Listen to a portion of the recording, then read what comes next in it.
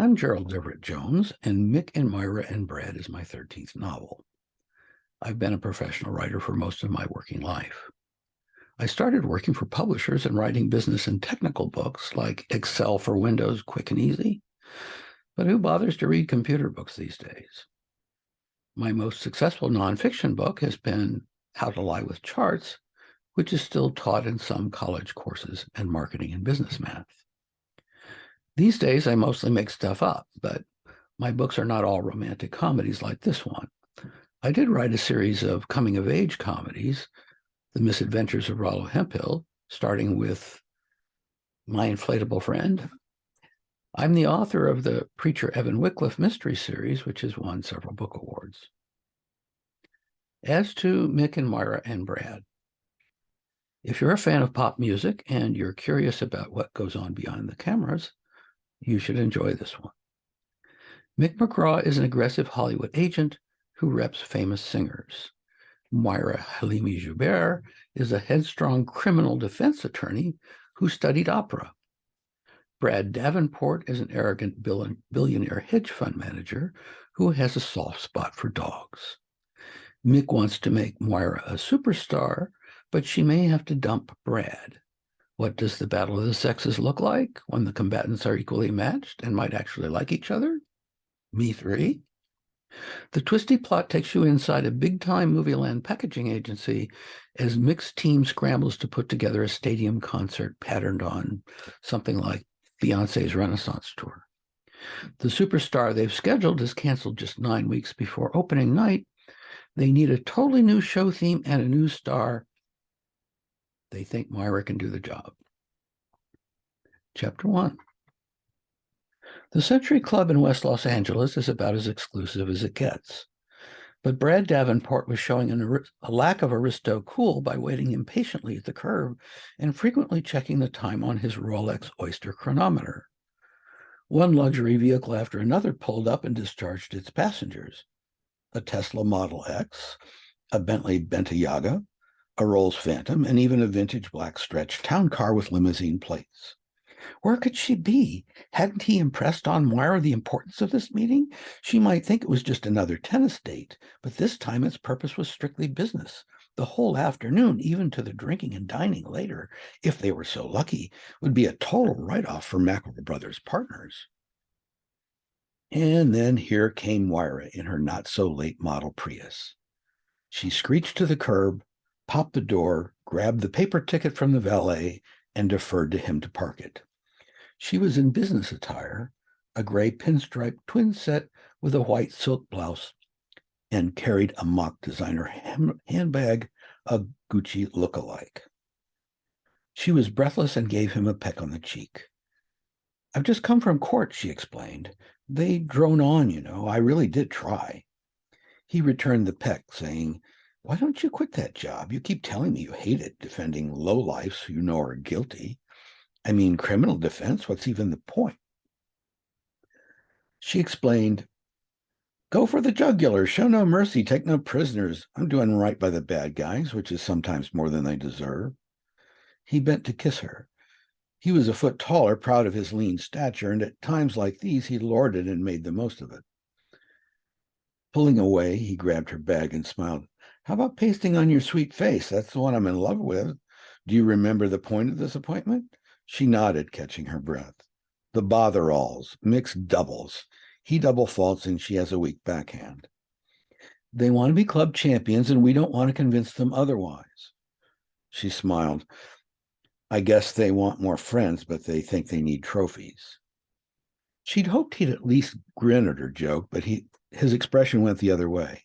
Tone it down, back off a notch. They don't need to know what you did at UCLA, and they certainly don't need to see it. She nodded in agreement. If I slip up and show off, please pretend it's a mistake. He counseled. Remember, it's the portfolio I want. Besides his university portfolio, there's the Bitsy Botherall Foundation. They want to put a new wing on Cedars. Where? There's no place to expand. What are they going to do, knock down the Beverly Center? Hers was intended as another joke, but Brad wasn't in the mood. She couldn't believe he was serious when he replied, let's just say with that crowd, anything is possible. Myra's first serve to Malcolm hit the canvas tape at the top of the net, thwack, and bounced back onto her side. Perhaps rehearsing to be the good-natured loser, Brad called fault with a deprecating smile. On her second serve, Myra tried not to smirk as she tossed the ball over her head to meet the powerful whoosh of her overhead swing, delivering a cannonball ace to the far corner to the older man's forehand. He reached mightily, but not far enough, and swung on air. Myra was sure Brad had no clue how difficult it would be for a skilled player like her to fake an amateurish performance convincingly. This zinger had been for spite. In her mind, there wasn't much difference between underperforming on purpose and outright cheating. She deserved a few like this, she told herself, as long as she was willing to keep her nefarious promise to Brad and go down eventually. But Brad called out as if the serve had missed the paint rather than landing squarely on it. The serve had been good, but neither of the botheralls bothered to gainsay Brad's mistaken call. Love 15, Malcolm yelled helpfully. Okay, now Brad truly owed her one. Time to show she had the stuff. On her serve to Bitsy, Myra gave the racket a last-minute twist as she torqued the head to slice the ball smartly at the peak of her overhead swing. The shot was not aimed at a corner, but squarely down the middle of the zone and to Bitsy's weak backhand side. The woman might have had a sporting chance of making a solid return, but as the ball bounced, it took off crazily at an angle and avoided her swing entirely. Whew, did you see that? She exclaimed in amazement, the beads of sweat popping out on her upper lip. Brad gave a forced laugh, explaining to them, but directed to his partner, hey, sometimes those flukes work in our favor, right, babe? His expression said, don't do that again. 15 all, Malcolm called out. Server calls the score, Myra muttered as she walked back to the line. The other couple couldn't see Brad scowl as his partner retreated back. And so it went for 2 sets on an air-conditioned indoor court on a working afternoon. Myra and Brad gave it up 2-6, and then more respectively 4-6. Myra had been tempted to make the second set more interesting, but she chose instead to double fault at match point when it was her serve at 4-5. If she hadn't muffed that serve, it would have gone 5 all, requiring Myra to fake a lot more flubs to make it come out eventually 7-5 for the Botheralls. And no one, especially not the visibly tiring older couple, wanted it to go 3 sets. Myra was proud, but she wasn't vain, and a deal was a deal. The Botherall's opinion of her actual skill wasn't worth the pointless extra effort. As they came off the court with smiles all around, Bitsy rested a comforting hand on Myra's waist and confided, you know, Mal and I practice all the time. You're a working girl, I know, and I bet if you put in more time, you'd have a killer game. Killer, yes. It consoled Myra to think that if Myra did manage to win their business, it was she and her unscrupulous boyfriend who had slain the unwitting Botheralls today. In the women's locker room, Bitsy was toweling off as Myra lingered luxuriously under the hot water. On this weekday, they had the stalls to themselves. It was usually only at moments like this, when her subconscious let loose, that Myra would break into song. She sang Ah, Forza Lui from the first act of Verdi's La Traviata. She'd admired the Joan Sutherland recording with Luciano Pavarotti. Myra's voice was more delicate than the famous divas, but she managed the full range of alto to soprano, including the nearly impossible high notes, just as capably as Sutherland had. From a tender age, Myra had sung opera even better than she played tennis, but she'd given up both when she'd committed to immersing herself in the law at UCLA. Singing was her joy and her liberation, but perhaps she felt she'd betrayed her talent. She kept it hidden, except in private moments like this. But this time she had an audience. Bitsy paused, pampering herself to listen intently.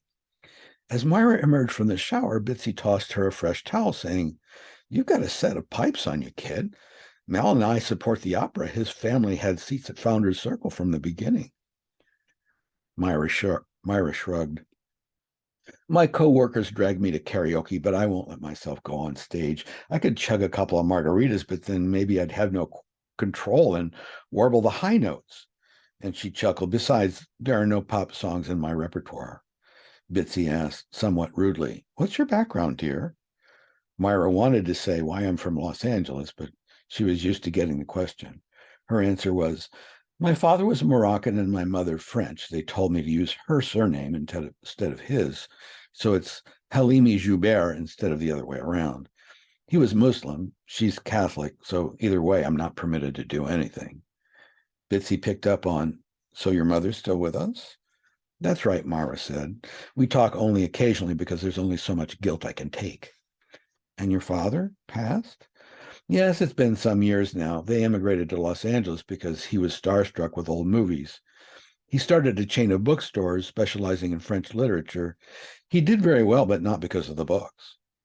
I don't understand. My mother told me it was after father was gone that there was a back room where they sold risque postcards and French letters. French letters? The old gentleman's euphemism for condoms. But Bitsy only smiled, betraying her worldly knowledge of what men for generations have done who think they are fooling women. Still, in an admiring tone, Bitsy went on, you know that serve of yours, that bounced funny on the first set? You could learn to control that slice. She thrust out her hand to demonstrate, twisting her grip on the racket. Do some exercises, build up the strength in your wrist. You could make it happen on purpose. She giggled and added, like when the old gal on the other side is winded and it's match point. Bitsy insisted on exchanging phone numbers. Myra decided she might like the woman given time. You can buy the paperback, Mick and Moira and Brad, wherever books are sold, and the Kindle is available on Amazon. And you can find out more about me, including all the books in my list, including with downloads of free review copies at GeraldEverettJones.com. Thanks for your kind attention, and carry on.